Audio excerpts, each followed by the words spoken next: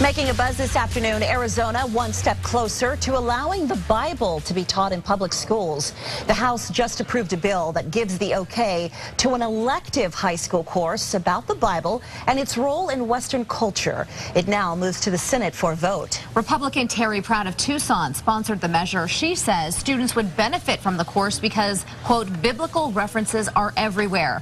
Opponents argue the legislation is unnecessary and could be ruled unconstitutional if challenged as favoring one religion over others. Now, in 1963, the U.S. Supreme Court banned ceremonial Bible readings in schools, but said the Bible is worthy of study for its literary and historic qualities so long as material is presented objectively as part of a secular program of education. Where do you stand on this controversial issue? Are you okay with high school students learning about the Bible in class? Or do you adhere to a very firm separation of church and state? Joining us to discuss this hot topic and so much more, today's guest, Phoenix Fire Captain Scott Walker. Thank you for joining us. 5 other states already have passed legislation similar to this Arizona proposal. What do you think? Well, to me, I think more in a practical sense. I really don't think it's a good idea. I'd rather see our time spent educating our students, preparing them for success in their future. It's harder than ever to really get ahead in this world.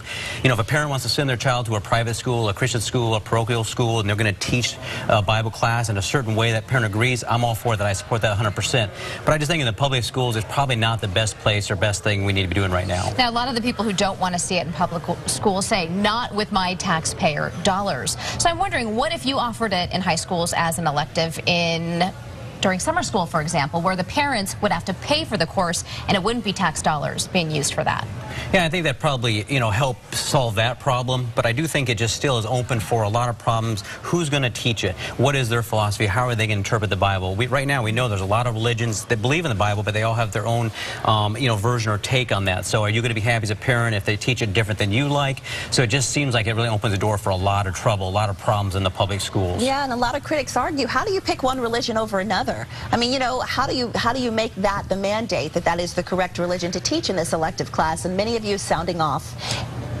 Yeah, Amy Wilkinson on Facebook. There are too many different religions with different scripture to pick just one to teach in school. They should learn how to read. At home, they can read whatever scripture they choose. Brett Neinberg says, as long as it's not a mandatory class, I'm okay with it. However, if they are going to offer a Bible course, then they should also offer other religious studies. Offer all or offer none. Amanda Vega, it's offered as an elective, so I cannot see fault or issue with this to anyone. Kim DeVry says it has no place in school, just as no other religions do. Separation of church and state. Lynn Harris, I think it's important to have that information available since it has played a major role in the development of our culture. Thomas Grant says should not be an elective or required course, not when my tax dollars have to pay for it.